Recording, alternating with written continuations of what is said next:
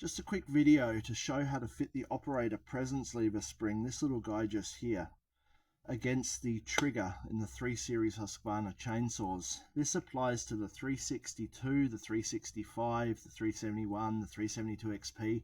I believe it also applies to the 385, 390 and 395.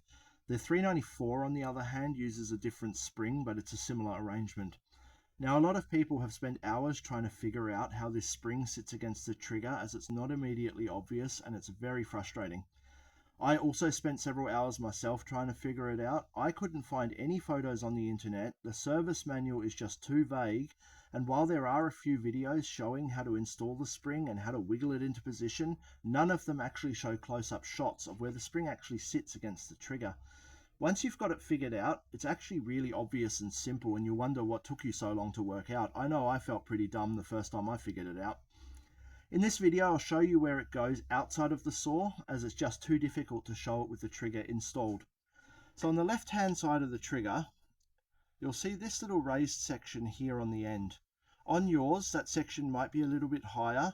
This is an early model 96 365 trigger, and the later models had a revised trigger with a more raised section up here, but it doesn't matter, they're basically all the same. So you grab your spring, which in my case came out of a 395 because the 365 I'm working on had a damaged spring.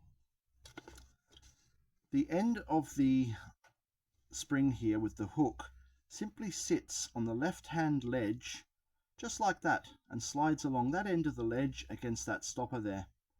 If you look closely, you might actually see the wear pattern along the top of that ledge, which indicates where this thing has been running for many years. And that's really all there is to it. That's where it sits. I've seen these installed in all kinds of different ways, and in my saw in particular here, it was actually installed over here on the opposite ledge, which stopped the trigger from functioning, and it actually damaged the spring. I've seen them hooked around here, I've seen them hooked around here, I've seen all sorts of stuff, but where it actually sits is on the outside of the left-hand ledge with the hook just running along the top there. Now when you go to install it, you want to grab your spring, you want to turn it to the left so it lays flat. Then you want to hook it in under the little orange tab in the handle. You'll see what I mean when you get in there.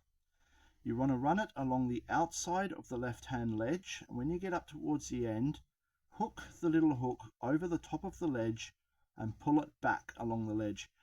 You'll find that it'll sometimes get jammed here on the pivot, but just keep pulling it until you get it over here, and that's where it sits. Simple as that.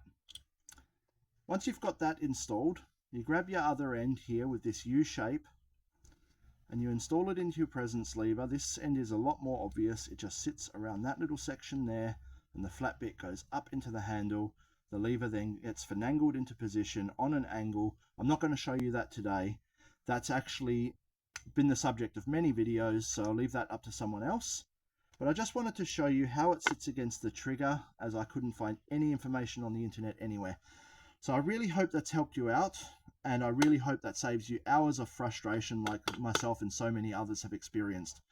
So thanks for watching, and cheers.